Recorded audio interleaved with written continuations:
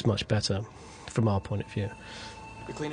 Broadly speaking, the ones from the past, they tried to get back. They couldn't care about the ones in the future, though. That's right. Yeah. But of course, Cutter has a particular reason for not wanting to change anything now, because he's lost Claudia Brown.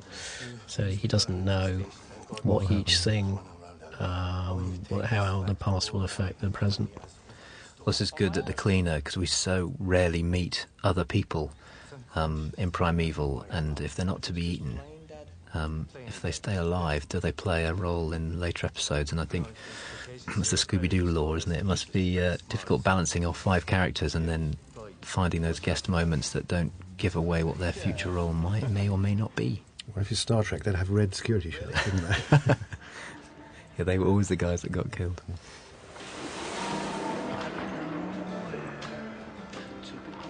Are you carefully hiding the makes of those radios by your ankles? I think the fact that they're all a certain make, I think I was hoisted by my own... Did we choose a wavelength that actually hasn't got anything on it in the end? I don't think we did. It's just a piece of interference anyway. It's really difficult to find an empty space on the wavelength. This is interesting. We're thinking about structure, because this was a scene that when I showed it to you guys, I'd cut it out. And that's when you really realise that... And Adrian, I know you don't slavishly read the script and look at an episode when you see it for the first time, but you knew there was something missing here, and I think it's interesting that where you think you can change the structure of a script when you come to film it, or especially when you come to edit it, how difficult it was with this episode, because it's so finely balanced between the character moments and the chase. Well, it's also the geography of this place. The first viewing, I seem to remember, one of the issues was where are they in relation to where they were in the scene before. And here we had forgotten, or when you removed that scene, we had forgotten that Abby was put in the bowling alley, which is extremely important. But it was difficult to structure, but it's that old truism about the editing being the last rewrite of the script. I'm never wedded to the original structure to the point of insisting it works when it clearly doesn't. The great thing about editing is you get another shot at making the script work the best way it can. And that's really empowering for us to know. And it's quite a scary moment when we've been cutting away for 2 weeks and then you come into the room and... both of you, and it either works or it doesn't. And Nick, Arthur's the editor, has done a fantastic job with pacing up this action. It must be tricky for you, Jamie, with Tim's reputation for teapot throwing and things like that, and sessions. We do have to make sure the room's clear, and we get it. Yeah. Absolutely, yeah. And the hard edges are covered over. Yeah. Actually, I love the editing process. I mean, I know I come in once a week, so I don't exactly do the hard bit. But I love seeing it develop.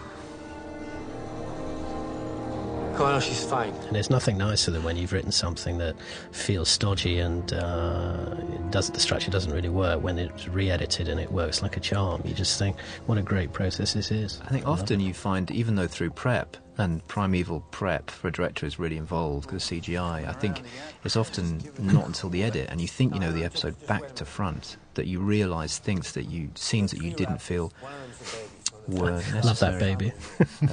Really had weight. But it really does, and there's so many things of mine where I thought the structure was perfect on the page, and then you see it in the editing room and it just makes you flinch and you think, how on earth did I think that was working? And then luckily people like you and Nick come along and fix it. Got a great little wobble on his throat. Now here, of course, it was a lovely moment when we decided what was going to happen here, because obviously we wanted them to draw the large one, and I think initially, of course, it was, oh, well, this is his baby, but then we kind of seen that before, and we thought, how can we change it? And so we end up with the scene we thought, which is much more of a surprise. This is one of my other many favourite scenes in the film. I think nobody is expecting this to happen. It's a great moment. And Dominic's music as well is really well pitched. I couldn't believe that when I read that for the first time. I love the legs and the tail going down at the end. Lovely animation.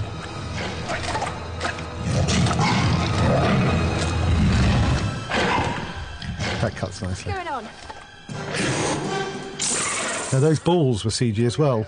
Yeah. I think they nice actually... little touch. There's a trick shot they created there.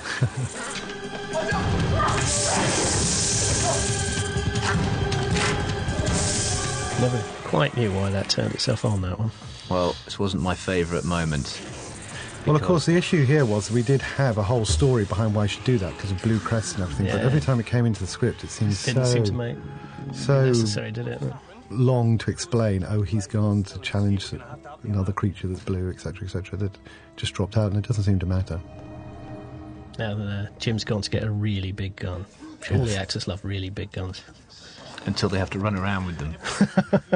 Don't they get plastic ones or something? They do, they get rubber ones. Yeah, rubber Is that a real gun he picks up? Is it a heavy... That's a real one, yeah. Where you need the armour present, even if it's empty? Yeah, armour's on set, even with the rubber guns. Really? Yeah. Oh. It's a really key little scene, this, because so much of what the Claudia Brown story is about the past changing.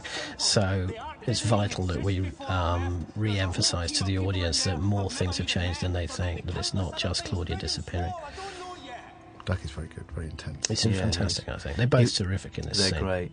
I think they really enjoyed it. Dougie was worried that he pushed it too far, but I think he's really hit it on the nose. He didn't push it too far at all.